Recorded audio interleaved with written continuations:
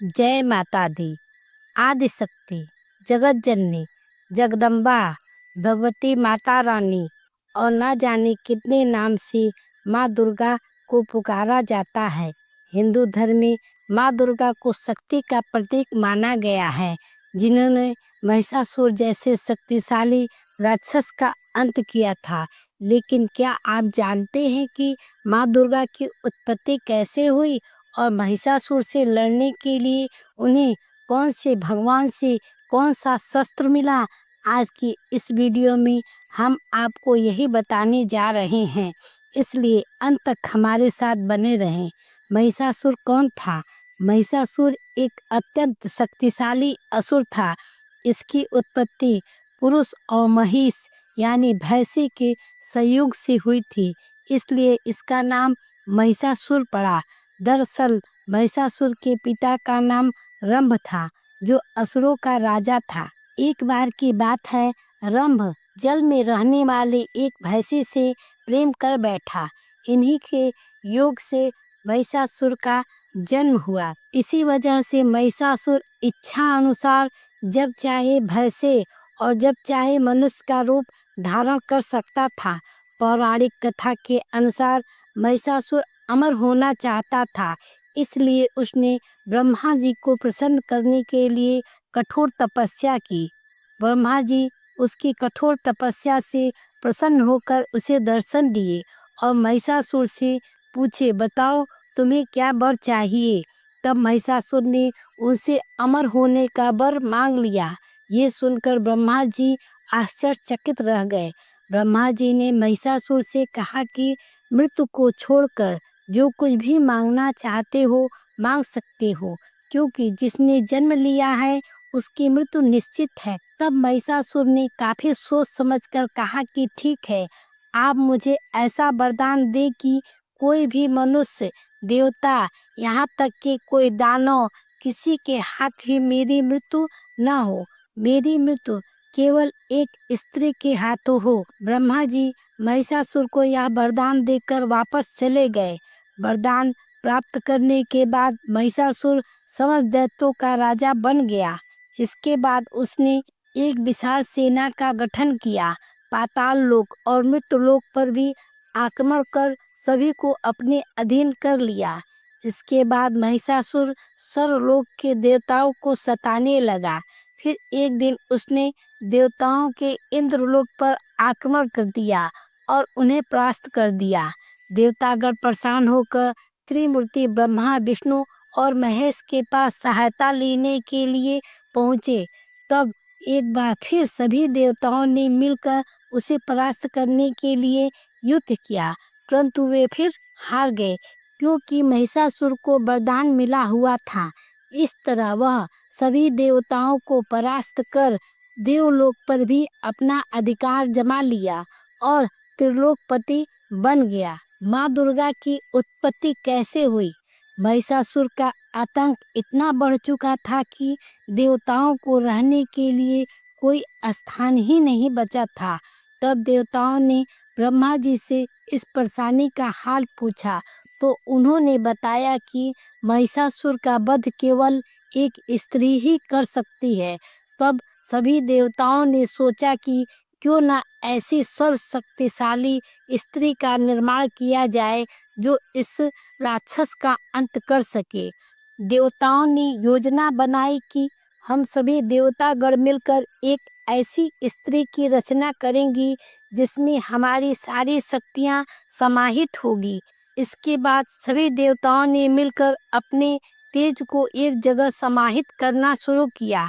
इसके बाद देवताओं की शक्ति से मिलकर एक तेजोमय शक्ति पैदा हुई। ये तेजोमय शक्ति एक पहाड़ के समान थी। उसकी ज्वालाएं दसों दिशाओं में व्याप्त होने लगी। ये तेज पुंज सभी देवताओं के शरीर से प्रकट होने के कारण एक अलग रूप लिए हुए था। समस्त देवताओं की तेज पुंज से जैसे ही जगत जननी माँ दुर्गा प्रकट हुई, तो उन्हें देखकर देवताओं की प्रसन्नता का ठिकाना ही नहीं रहा। माँ दुर्गा का तेज इतना अधिक था कि सभी की आंखें चौधिया गए। बताते हैं कि देवगणों की शक्ति से देवी की उत्पत्ति हुई, लेकिन देवी के शरीर के अंगों का निर्माण प्रत्येक देव की शक्ति के अंश से हुआ। जैसे भगवान शिव के तेज से माता का मुख बना, श्री हरि विष्णु के तेज से भुजाएं बनी, ब्रह्मा जी के तेज से माता के दोनों चरण बने, वहीं यमराज के तेज से मस्तक और केश का निर्माण हुआ। चंद्रमा के तेज से सीना और इंद्र के तेज से कमर बनी, वरुण के तेज से जांघ, पृथ्वी के तेज से नितंब, सूर्य के तेज से दोनों पैरों की उंगलियां, प्रजापति के तेज से सारे दांत, अग्नि के तेज से दोनों नेत्र, संध्या के तेज से भौवें और वायु के तेज से कान और अन्य देवताओं के तेज से देवी के भिन्न भिन्न अंगों का निर्माण हुआ। माँ की लाल साड़ी तारों से देवताओं की शक्ति से बनी। वहीं विश्वकर्मा ने माँ के लिए आभूषणों को तैयार किया। किस देवता ने अपना कौन सा शस्त्र दिया? देवी का जन्म तो हो गया, लेकिन असुरों के अंत के लिए अभी भी अपार शक्ति की जरूरत थी। तब भगवान शिव ने माँ दुर्गा को अपना त्रिशूल दिया, भगवान विष्णु ने अपना सुदर्शन चक्र, हनुमान जी ने गदा और श्री राम जी ने धनुष दिया। अग्नि ने शक्ति बाणों से भरा तरकस दिया, वरुण ने दिव्य शंख दिया, प्रजापति ने स्फटिक मणियों की माला, लक्ष्मी जी ने कमल का फूल, इंद्र ने वज्र, शेषनाग ने सुशोभित नाग, वरुण देव ने फरसा, ब्रह्मा जी ने चारों वेद और हिमालय पर्वत ने माता को उनका वाहन यानी सिंह दिया। इन सभी शास्त्रों को देवी दुर्गा ने अपनी 18 भुजाओं में धारण किया। इस तरह सभी देवताओं की असीम शक्ति और शस्त्रों से माँ का एक विराट रूप बनकर प्रकट हुआ। उनके जैसा कोई दूसरा शक्तिशाली नहीं था। उनमें अपार शक्ति थी, उन शक्तियों का कोई अंत नहीं था, इसलिए वे आदि शक्ति कहलाएं। इसके बाद देवताओं के कहने पर माँ दुर्गा महिषासुर का वध करने के लिए निकल पड़ी। माँ दुर्गा ने महिषासुर का वध कैसे किया? जब महिषासुर को सूचना मिली उसी एक स्त्री ने युद्ध के लिए ललकारा है, तो वो जोर जोर से हंसने लगा। महिषासुर को जरा भी आभास नहीं था कि ये आम स्त्री नहीं बल्कि माँ दुर्गा है। पहले महिषासुर ने लड़ने के लिए कुछ सैनिकों को भेजा। जैसे वो लड़ने के लिए आगे बढ़े तो माँ के शेर ने तेज गर्जना करके असुरों में हड़कंप मचा दिया। सैनिकों की हाहाकार सुनकर महिषासुर से रहा नहीं गया और वो खुद युद्ध के मैदान में आ पहुंचा, जहां उसने देखा कि युद्ध के लिए सामने एक ऐसी विशाल तेजस्वी रूपवान स्त्री खड़ी है जिसकी अनेक भुजाएं हैं और वह स्त्री कई शस्त्रों से सुसज्जित हो शेर पर बैठी है। अपने सामने एक स्त्री को विनाशक रूप में देखकर महिषासुर आश्चर्यचकित रह गया। एक तरफ महिषासुर के साथ असुरों की पूरी सेना थी जिसमें करोड़ों संख्या में असुर थे, तो दूसरी ओर माँ दुर्गा अकेली खड़ी थी। लेकिन माँ के इस सर्वशक्तिशाली रूप को देखकर राक्षस घबरा गया। सिंह पर बैठी माँ दुर्गा की गर्जना ही इतनी भयंकर थी कि उसके चारों ओर भय का वातावरण पैदा हो गया। वहीं सारे देवता इस युद्ध को बड़े आश्चर्य से देख रहे थे। महिषासुर की सेना आगे बढ़कर देवी के साथ युद्ध करने लगी। उदक नामक महादैत्य 60,000 राक्षसों को लेकर इस युद्ध में कूद पड़ा। महानु नामक दैत्य 1 करोड़ सैनिकों को साथ लेकर, अश्लोमा नामक दैत्य 5 करोड़ और वास्कल नामक दैत्य 60 लाख सैनिकों के साथ युद्ध में आया। लेकिन अकेली माँ दुर्गा इन सभी पर भारी पड़ रही थी। राक्षसों के सभी अचूक शस्त्र देवी के सामने बौने साबित हो रहे थे, लेकिन भगवती देवी अपने शस्त्रों से राक्षसों की लगातार संहार करती जा रही थी।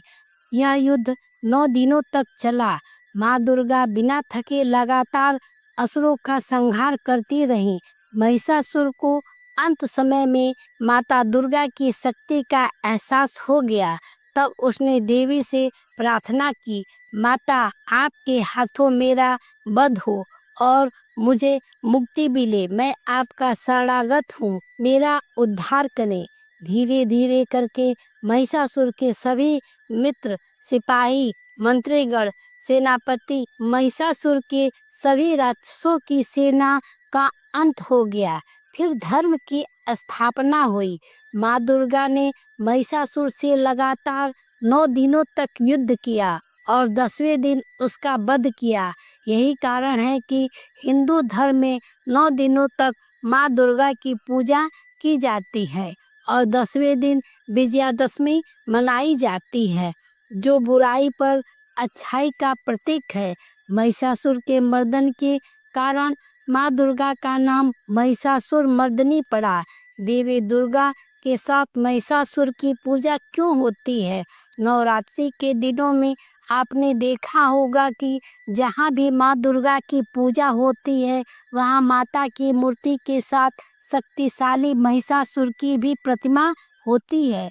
इस मूर्ति में माता त्रिशूल से महिषासुर का वध कर रही होती हैं। कई तस्वीरों में भी माता के साथ महिषासुर को दर्शाया जाता है। लेकिन क्या आपने कभी सोचा है कि माता के साथ महिषासुर क्यों होता है? दरअसल इसके पीछे माता का करुणामयी हृदय है, जो शत्रुओं पर भी दया का भाव रखता है। बताते हैं कि महिषासुर का जब माँ शक्ति के साथ युद्ध चल रहा था, तब उसे बीच में माँ की शक्ति को देखकर महिषासुर को आभास हो गया था कि ये जरूर कोई देवी शक्ति का रूप है। तब महिषासुर ने माँ दुर्गा के हाथों अपना वध कर मोक्ष प्राप्त करने की प्रार्थना की थी। शरण में आए हुए असुरों पर माता ने करुणा दृष्टि दिखाई और वरदान दिया कि मेरे हाथों से मृत्यु को पाकर तुम्हें मेरा सायुज्य प्राप्त हो जाएगा और मेरे साथ तुम्हारी भी पूजा होगी।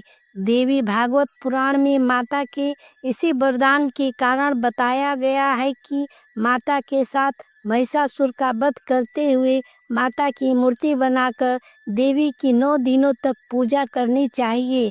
इससे भक्तों को भोग मोक्ष की प्राप्ति होती है। उम्मीद करते हैं आपको यह जानकारी पसंद आई होगी। जय माता दी। आपको यह वीडियो कैसा लगा कमेंट बॉक्स में ज़रूर बताएं और साथ ही इस वीडियो को लाइक करें और मेरे चैनल को सब्सक्राइब करके घंटी का बटन दबा दीजिए। भोलेनाथ की कृपा दृष्टि आप पर सदा बनी रहे। हर हर महादेव की जय।